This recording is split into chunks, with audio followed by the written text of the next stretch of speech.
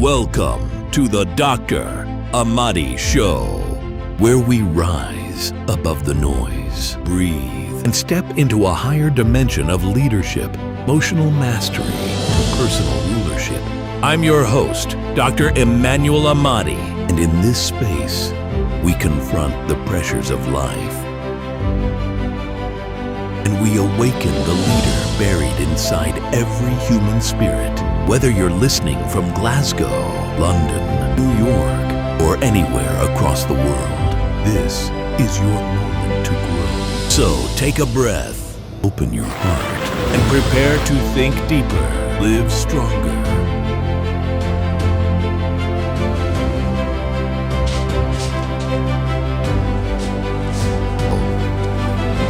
This is the Dr. AMADI Show.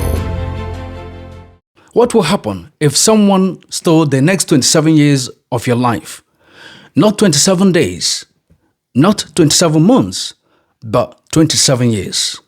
The years you were meant to build your career, raise your children, celebrate milestones, and enjoy your freedom.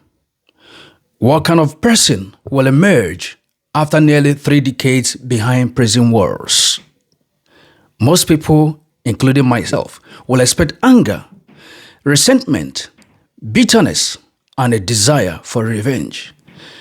Yet, when Nelson Mandela walked out of prison after 27 years, he did not emerge as a bitter man.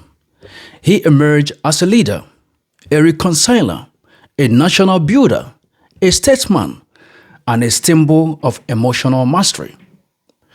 Today, we are going beyond the political story, beyond the headlines. But before we examine how Nelson Mandela examined his emotions, we must first understand a difficult truth. Because prison is not always a place. Sometimes prison is a mindset. Sometimes prison is a memory.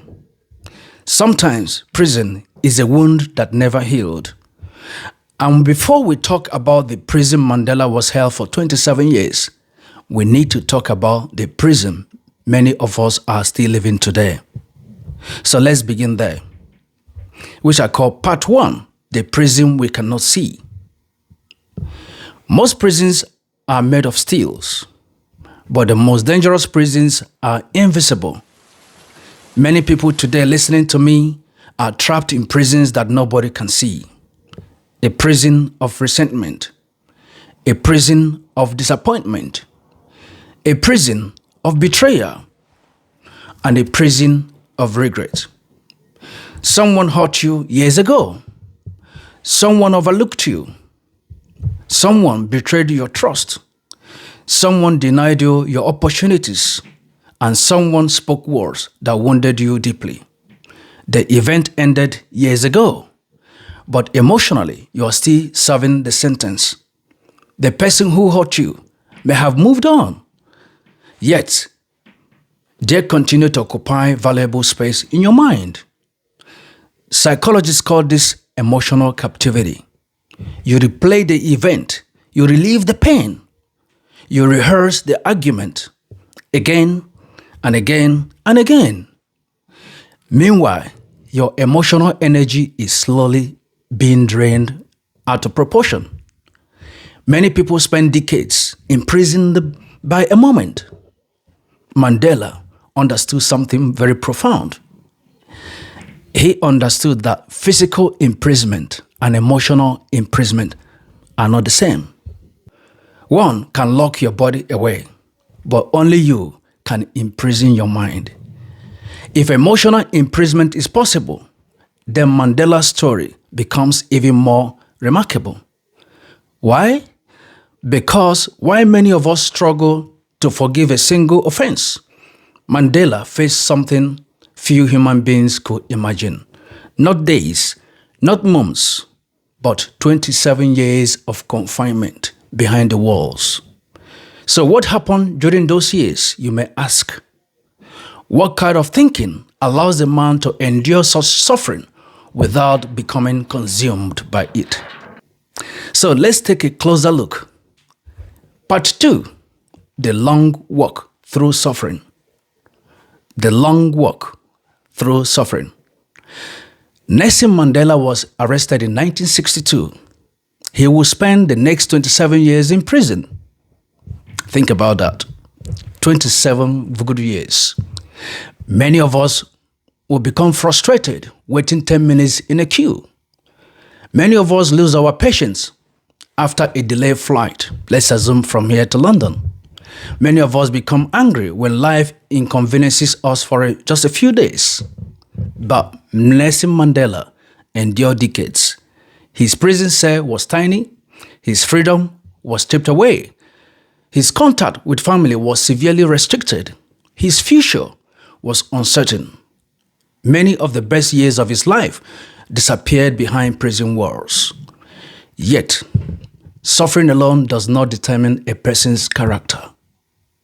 Two people can experience the same hardship. One becomes bitter, and the other becomes wiser. One becomes angry, and the other becomes stronger emotionally and physically. One becomes destructive, the other becomes transformative. The difference is not the event. The difference is the meaning assigned to the event. That is one of the greatest discoveries in psychology. Events do not automatically control our emotions. Our interpretation of events shapes our emotional response. Mandela learned to master that interpretation. Now, here is where the Mandela story stops being merely historical and becomes deeply personal. Not to me, but also to you. Because every one of us possesses the same emotional machinery that Mandela possessed many years ago. The same fears, the same anger, the same capacity of resentment, the same ability to choose differently. Modern psychologists and neuroscience gives us language for what Mandela appears to understand instinctively. And that brings us to a battle taking place inside every human mind. This takes us to part 3, the battle inside the brain. Modern neuroscience helps us to understand something Mandela practiced long before brain scans ever existed. Within every human being, there is a constant battle, a battle between reactions and responses, a battle between emotion and reason, and between your impulse and your wisdom. When we feel threatened, rejected, insulted, or betrayed, our emotional brain immediately reacts. It wants revenge, retaliation, and it wants relief immediately. But great leaders develop something different. They create space between stimulus and response. They learn emotions are valuable signals, but poor masters. Think about the last time someone criticized you. How quickly did your emotions rise? How quickly did your mind begin constructing defense? That is normal. We are just humans. The question is not whether emotions arise. The real question is whether emotions become our ruler. Mandela himself understood that leadership begins with self-leadership. If you cannot govern yourself, my friends, you cannot govern anything else. Not a team in your business, not even in your family, not a nation. Here is where this episode is becoming more interesting. Understanding the brain is one thing, but applying that understanding under extreme pressure is something entirely different. Many people speak about forgiveness. Few people practice it when the stakes are high. Mandela faced that choice that will not only define his future, but will also influence the future of entire generation. And this takes us to part 4, the decision that changed history. There is a powerful quote often attributed to Mandela. As I walked out the door towards the gate that will lead me to my freedom, I knew if I don't leave my bitterness, and hatred behind, I will still be in prison. Think about that for a moment. His prison sentence had ended, yet he understood that another prison remained.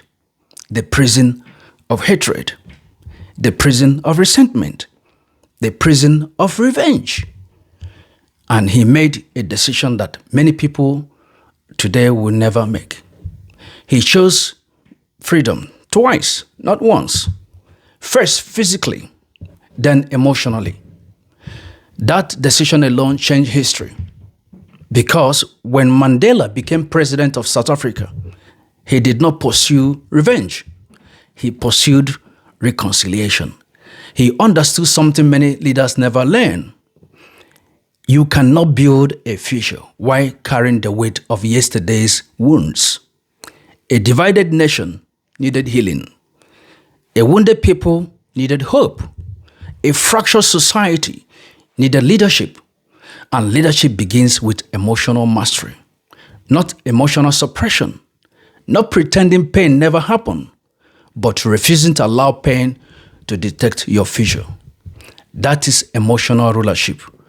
And perhaps that is the Mandela's greatest lesson to the world today. At this point, some of you listening to me might be asking, that's inspiring, but what does Mandela's story have to do with me? The answer is very simple. Everything. Because while most of us will never spend 27 years in prison, all of us, including myself, we face moments that test our emotional capacity, moments that challenge our character, moments that reveal who is really in charge inside our minds. And that is where Mandela's lessons become practical. This takes us to part 5, the Mandela test. Who do you need to forgive? What disappointments are you still carrying? What failure are you replaying? What injustice continues to occupy space in your mind? Who still controls your emotions years after the event had occurred? These are uncomfortable questions to ask you at this time of the year. But growth often begins with uncomfortable questions. Mandela teaches us that emotional freedom is not granted, it is chosen. Every day, every conversation, every setback, every disappointment, every criticism, every betrayal, every difficult seasons, we either react automatically or we respond intentionally. We either surrender control or we reclaim it. That choice belongs to us, and it belongs to you. To conclude this story, remember that Nelson Mandela spent 27 years behind prison walls. Yet, remarkably, prison did not define him. His suffering did not define him. His enemies did not define him. His circumstances did not define him either. Rather, his choices defined him. And that is the lesson to take away from this episode. You may not control what happens to you, but you can control who you become because of it. The strongest leaders are not those who conquer others. The strongest leaders are those who conquer themselves. The greatest victory is not over an opponent. Your greatest victory is over bitterness, over resentment, over fear, over anger, over emotional prisons that keep us from becoming who we are meant to be. That is emotional mastery. That is leadership. That is freedom. And that is the enduring legacy of Nelson Mandela. My friends, if this episode challenged your thinking, inspired you or helped you to see your own life differently, please take a moment to subscribe, follow, and share this episode with someone who needs to hear it today. And if you're navigating challenges in leadership, emotional resilience, personal growth, career transition, executive performance, or life direction, we will be happy to serve you. Visit our website at the AMADI Global Institute, www.amadiglobal.com. There you will find resources, programs, events, coaching opportunities, and practical tools designed to help you lead yourself and others more effectively. Because transformation begins with awareness, but it is sustained through action. Thank you for joining me today. Until next time, remember, your circumstances do not define your future. Your responses do. The prison door may already be open. The question is, have you walked through it?